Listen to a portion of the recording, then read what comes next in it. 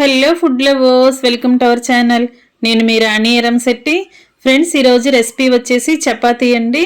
చపాతీని morning టైంలో బ్రేక్ఫాస్ట్గా చేసుకోవచ్చు, అలాగే నైట్ టైంలో డిన్నర్ టైంలో కూడా చేసుకోవచ్చు. ఆ ప్రాసెస్ అంతా క్లియర్గా చూపిస్తాను. వీడియోని ఫస్ట్ నుంచి లాస్ట్ వరకు చూడండి.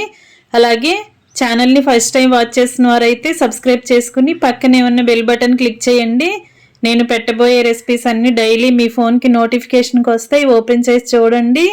సింపుల్గా టేస్టీగా రెసిపీస్ని చూపిస్తాను. అవన్నీ కూడా మీ ఇంట్లో అందరికీ నచ్చేలా ఉంటాయి. ఈ చపాతీని డిఫరెంట్గా చేసి చూపించబోతున్నానండి, ఆలూ కర్రీతో. ఆ ప్రాసెస్ అంతా స్కిప్ చేయకుండా వీడియోని ఫస్ట్ నుంచి లాస్ట్ వరకు చూడండి. ఇంకా ప్రాసెస్లోకి వెళ్ళిపోదాం. ముందుగా ఒక మిక్సింగ్ బౌల్ తీసుకోండి. దానిలోకి 1 కప్పు నిండా గోధుమ పిండి వేసుకోండి. ఇప్పుడు టేస్ట్కి సరిపడా సాల్ట్ వేసుకోండి. కొంచెంగా పంచదార కూడా వేసుకోండి. 1/2 టేబుల్ స్పూన్ పంచదార వేసుకుని 1 టేబుల్ స్పూన్ ఆయిల్ పోసుకోండి. ఇప్పుడు పిండిని బాగా రఫ్ చేస్తున్నట్లుగా కలిపినట్లయితే మనం వేసిన ఆయిల్ అంతా కూడా పిండికి బాగా పడుతుంది. ఇప్పుడు కొంచెం కొంచెంగా వాటర్ని పోసుకుంటూ పిండిని చపాతీ ముద్దలాగా ప్రిపేర్ చేయండి. ఒకేసారి ఎక్కువ వాటర్ పోయకుండా కొంచెం కొంచెంగా పోసుకుంటూ కలుపుకుంటూ చూసి పోసుకోండి. ఇలా ఈ విధంగా చపాతీ ముద్దను ప్రిపేర్ చేసిన తర్వాత కొంచెంగా 1 టేబుల్ స్పూన్ ఆయిల్ని అలా చపాతీ ముద్ద మీద అంటించినట్లయితే పిండి అనేది ఆరిపోకుండా ఉంటుంది. ఈ లోపుగా మనం నెక్స్ట్ ప్రాసెస్ చూద్దాం. ఇప్పుడు వేరొక మిక్సింగ్ బౌల్ తీసుకోండి. దానిలోకి సన్నగా తరిగిన ఉల్లిపాయ ముక్కలు 1/2 కప్ వేసుకుని కొన్ని పచ్చిమిర్చి ముక్కలు కూడా వేసుకోండి. సన్నగా తరిగిన కొత్తిమీర, కరివేపాకు కూడా వేసుకోండి. కడిగి పెట్టుకున్న కొత్తిమీర, కరివేపాకు అండి. ఇప్పుడు టేస్ట్కి సరిపడా సాల్ట్, 1/2 టేబుల్ స్పూన్ కారము, చిటికెడు పసుపు వేసుకోండి. ఇప్పుడు ఉడికించిన బంగాళదుంపను తీసుకుని బాగా చల్లారిన తర్వాత వాటర్ అన్నీ తీసేసిన తర్వాత పైపీలంతా ఓపెన్ చేసి ఇలా గ్రేటర్తో తురుముకోండి.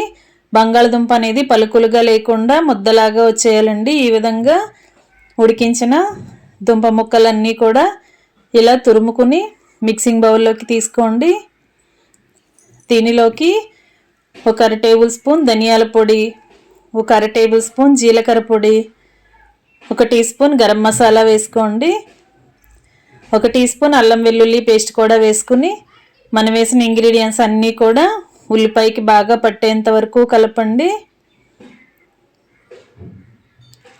ఫ్రెండ్స్, మనం ఈ ప్రాసెస్తో చపాతీని చేసినట్లయితే విడిగా మరలా ఆలూ కర్రీని ప్రిపేర్ చేయాల్సిన పని లేకుండానే చపాతీని ఇలా డైరెక్ట్గా తినేయచ్చండి. ఇప్పుడు మిక్సింగ్ బౌల్ని పక్కన పెట్టుకున్నాం కదా, మిక్సీ జార్ తీసుకుని 4-5 టేబుల్ స్పూన్లు పుట్నాల పప్పు వేసుకోండి.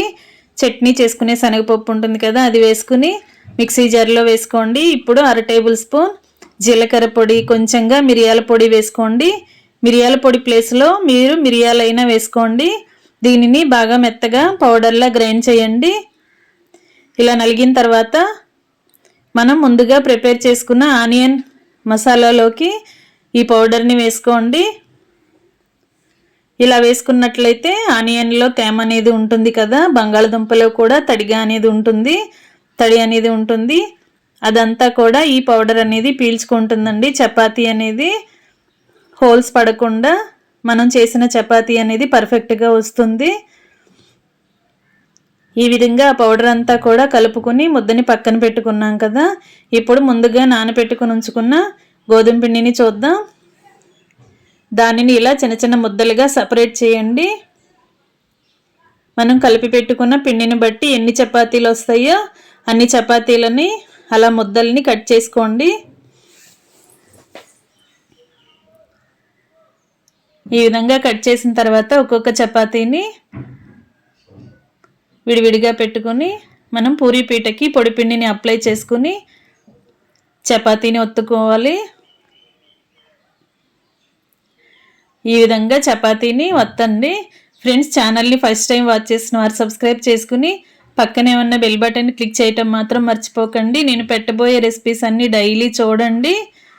వాటిలో మీకు నచ్చిన రెసిపీస్ని కుక్ చేసి ఫ్యామిలీకి సర్వ్ చేయండి. సింపుల్గా టేస్టీ రెసిపీస్ని చూపిస్తానండి, అవన్నీ మీకు నచ్చుతాయి. ఇలా చపాతీని వీలైనంత పలుచగా ఒత్తుకున్నాం కదా. ఇప్పుడు ముందుగా ప్రిపేర్ చేసుకున్న స్టఫింగ్ని, ఆలూ స్టఫింగ్ని అలా మధ్యలో పెట్టుకోండి.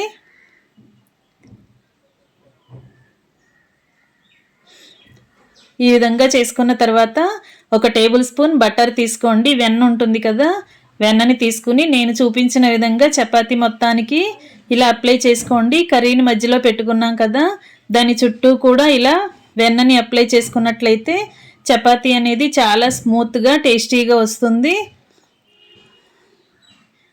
ఈ విధంగా చపాతీ మొత్తానికి అప్లై చేసిన తర్వాత నేను చూపించిన విధంగా మధ్యలోకి అంచుల్ని ఫోల్డ్ చేసుకోండి. ఇలా మడత పెట్టుకోండి. 4 అంచుల్ని కూడా నేను చూపించే విధంగా మడత పెట్టండి. ఇప్పుడు దానిపైన పొడిపిండిని అప్లై చేసుకుని మరలా చపాతీని ఒత్తుకుందాం. ముందుగా మనం అంచులు ఓపెన్ అవ్వకుండా చేత్తోనే ఇలా ప్రెస్ చేసుకున్న తర్వాత చపాతీ కర్రతో ప్రెస్ చేద్దాం. మరలా కొంచెంగా పొడిపిండిని అప్లై చేసుకుని ఇలా మరీ ఎక్కువగా ప్రెస్ చేయకుండా లైట్గా ఒత్తుకోండి. రౌండ్గా రాకుండా ఇలా మనం ఏ విధంగా మడత పెట్టుకున్నామో చపాతీని కూడా అదే విధంగా రోల్ చేసుకోండి.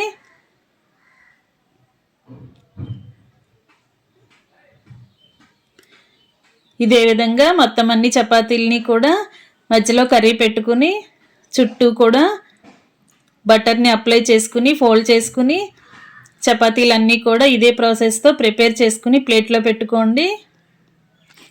మనం ఎన్ని చపాతీలను చేసుకున్నా అన్ని చపాతీలను బట్టి బంగాళదుంపని ఉడికించుకుని స్టఫింగ్ని ప్రిపేర్ చేసుకుని ఫోల్డ్ చేసుకుని రెడీ చేసుకుని పెట్టుకోండి. ఇప్పుడు స్టవ్ ఆన్ చేసి దోశ పెనం పెట్టుకోండి. దాని మధ్యలో 1 టేబుల్ స్పూన్ ఆయిల్ని అప్లై చేసి మనం ముందుగా ప్రిపేర్ చేసిన చపాతీని దానిపైన వేసి కాల్చుకుందాం.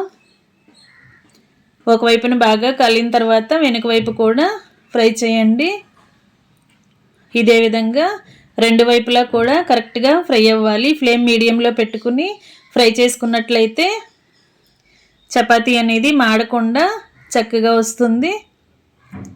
1 టేబుల్ స్పూన్ ఆయిల్ని స్ప్రెడ్ చేస్తూ చపాతీని 2 వైపులా ఈవెన్గా ఫ్రై చేయండి. ఇలా ఫ్రై అయిన తర్వాత ప్లేట్లోకి తీసేసుకుందాం. ఇదే విధంగా మిగిలిన చపాతీలను కూడా 1 టేబుల్ స్పూన్ ఆయిల్ వేసి 2 వైపులా కూడా కరెక్ట్గా ఫ్రై చేసుకుని ప్లేట్లో పెట్టుకోవటమే. ఫ్రెండ్స్, ఈ విధంగా చపాతీని చేసి ఫ్యామిలీకి సర్వ్ చేశారంటే పని అనేది, శ్రమ అనేది తగ్గుతుంది. అంతేకాకుండా టేస్ట్ అనేది చాలా బాగుంటుంది. ఇంట్లో అందరికీ కూడా నచ్చుతుందండి. ఆలూ కర్రీని ప్రిపేర్ చేసి మనం చపాతీకి బటర్ని అప్లై చేసాం కదా, చాలా చాలా టేస్టీగా స్మూత్గా వస్తాయి. ఇంకా రెడీ అయిపోయిన తర్వాత స్టవ్ ఆఫ్ చేసుకుని సర్వింగ్ ప్లేట్లోకి తీసుకుని ఫ్యామిలీకి సర్వ్ చేసుకోవటమే. మరొక రెసిపీతో మళ్ళీ కలుద్దాం. Thanks for watching. నేను మీ రాణి ఎర్రంశెట్టి.